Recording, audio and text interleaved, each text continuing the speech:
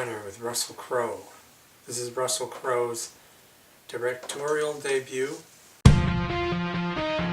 映画に行きたい気分です。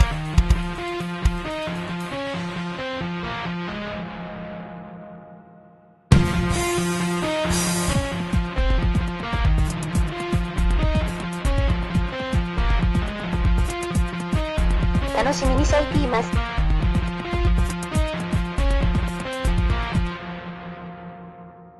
His first directorial movie, and it is really, really well done. He did an excellent job. It's a family story. I liked it very much. It's a story about a man who sends his or allows his sons to go off into World War I, and they're trying to take this island, which is in the Dardanelles. It's used as a fortress by the Turks in World War I. We were fighting against the Turks, and Australia and Great Britain, British and Australian soldiers were asked to take this fortification way up in the hills by landing troops on the beach and having them run through machine gun fire and over machine gun nests and trenches, and basically climb up a hill and take this strategic port or strategic island that was well manned, well fortified by the Turks, and they couldn't do it. They lost. The battle went on for months and months and months. It was just a severe slaughter of thousands and thousands and thousands of Australians and British troops and others. And this movie's about this father who sends all three sons, or allows all three sons to go out into World War I to join up with forces to take the Dardanelles. Gallipoli, the island of Gallipoli. And they couldn't do it. And the three sons never came home. The father couldn't figure out what happened to them. The mother, she went crazy trying to, in mourning because she lost her son. She blamed her husband.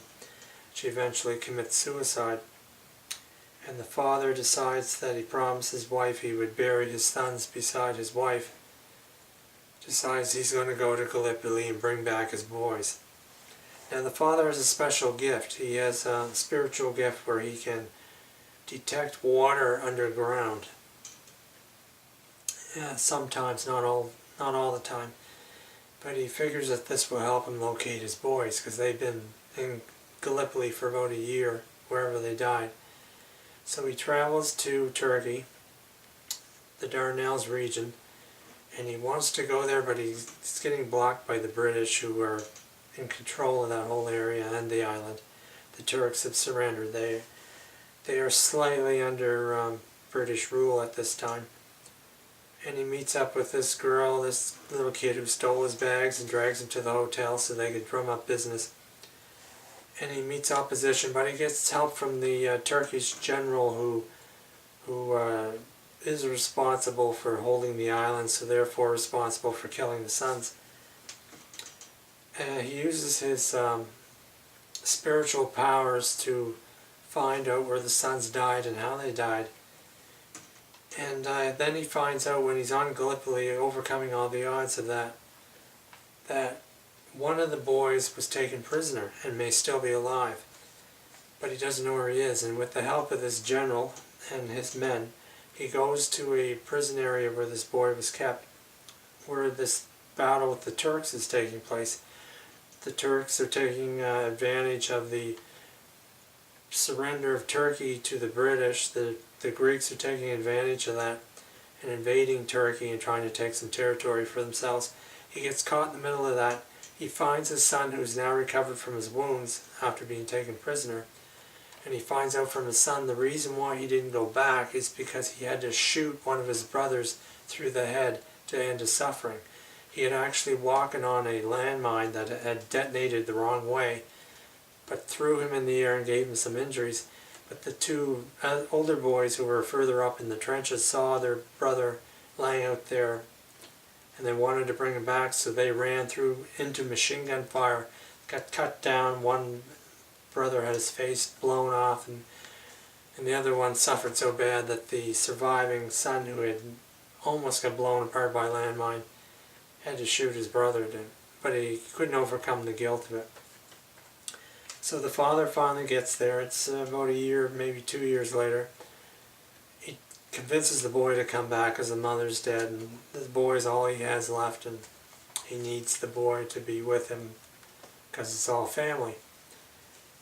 And he wants him to help him bury his two brothers in Turkey. The brother didn't want to leave his brothers buried here in Gallipoli. He decided to stay here and die with them and just live on till he died. But since the father was taking the brothers back, he went with his father. There's a love story that plays in the middle of this, and it's really well done. This Turkish woman, Asian Turkish, she's very beautiful. The love story works out. The movie works out. It's well written, well directed. The scenes are beautifully shot. The war scenes are beautifully done. I highly recommend this movie. This is like top-notch entertainment. This is a really great drama. You will love it. It would also make a good DVD gift. The Water Diviner, a top-notch film.